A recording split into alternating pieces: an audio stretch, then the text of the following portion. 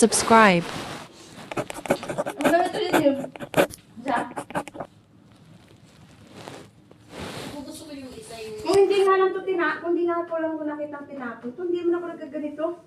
Kasi wala kang ganyan. Wala talaga ako ganito. Namiss ko talagang may, makita. Namiss ko nga, yung mga namiss ko sa isip ko minsan. Nakikita ko, natatapon. Katulad nung yung beer, sabi ko yung malalaking beer na yan. May labahan mo yan. May labahan mo. Yung beer?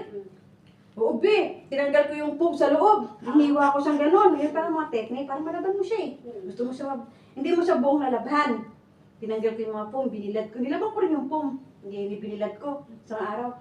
Yung, yung beer na yan, di ba lang siya laman, di ba? Nilabang ko rin. Sinampay ko sa Clorox. Basta yun, syempre, hindi naman siya nasa loob ng basura eh. Katatapon lang yun, nasa baba siya. Syempre, kahit na. Sinipirit pala. Ang laki ba naman? Siyempre sabi mo siya natin mga kuha nito. Di ba lalaki? Oh, nilabang ko yun. Tinanggal ko lahat ng bulak nun. Tsaka ko nilaban. Kaya kung gusto mo ipakargo, ganun technique. Tama mo sa mga ganyan. Tanggalin mo yung bulak para may pargo mo ba? Ganun mga technique. Swerte ko nga sa tagal ko nga dito. Ngayon kami nakita ng ganun kalaking beer. Swerte nga lang namin nagtapon yun eh. Sabi namin, sino kaya nagtapon? Siguro ang nagtapon nun, ginaganon. Kasi hindi mo pwedeng buhatin eh, putang bigat niya eh. So, ginawa ko naman sa kanya. Una akong nakita ng malaking beer. Nag-unahan pa kami ng mama. Sabi niya, sis, akin na lang yun. Ay, hindi, puto ako. Nagawag mo pa ako. Katapat lang ang basura namin. Siyempre sa amin to. Sabi, tawas. Gano'n siya, yung lalaki. Maya, hapon naman si Mira naman lumabas. Nagtapon ng basta lumabas ng si Mira, niluksan yung tubig. Diyan, may katelo yan. Doon, kunin mo. Laki-laki masyado. Eh, ba't di mo ginawa para sa ginatang rin? Ang laki-laki. Nung nilabang ko, ginawa ko ng paraan ba? Kasi takbo ko, ganda nga. Hinila ko rin siyang ganda. Ayaw ni Mira kasi laki daw. Ito naman niya kasi po pwede, hindi mo yung miga niya, di ba? Tambak na. Di ginawa ko. Parang ina mo ha, ang laki-laki mo. Teka, binutas ko yung gitna.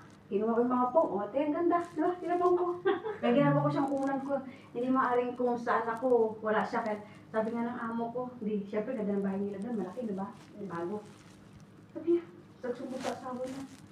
Asawa ko, yung katulong mo, ang dadalhin itong laki-laki, di ba? Wala sa kanila mga ganyan, kaya sa musun sila. Tignan mo yung dinala niya, pero pinasok pa doon sa kotse ko, agad-agad niya. Sabi niya amo sa kanya, pabayaan mo siya. Pabayaan mo. Dinadala, huminto sa basurahan. Ay, niloloko lang pala ako. Nagtatawanan sila. Sabi niya, hey, di niya kasi mabigkas yung Jacqueline. Itapon niya. Hey. Doon kasama yung mga bata eh. Tinitingnan nila ako, hey, sis mo. Hala, isbala.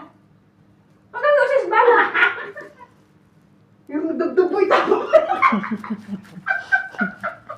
Ay, mas malinis pa sa pagmumukhaan mo, sabi mo ka sa akin. Alam mo lahat ng gamit doon? Meron siyang airfresh ba yung spray na ang laki-laki ng machine? Napakayapos eh. At syempre siguro galing sa hirap, tapos biglang mahirap pala yung biglang yaman. Hindi yung biglang laki ng bahay, maganda yung kada lahat ng galing sa mga lumang bahay, o kaya dito, spray na. Yung parang katulad sa mga may corona. Minsan ginaganon din ako, pag mumukha mo, ganunin mo. Bingi naman yung kaya ginaganon ko minsan. Porque mo, sinilas, spray. Ang kako bumili ng sinilas sa dukan. Para wag ipasok yung sinilas na ganyan dun sa loob ng bahay niya. Alam mo, sabi ko, alam mo yung CCTV na yan, para pala sa mga sinilas na papasok sa loob ng bahay mo eh. Pinapantayan niya. Kung galing ka pa, ipapasok doon. Sabi ko, CCTV mo, sabi ko gano'n. Dito yan eh, sabi ko, hindi.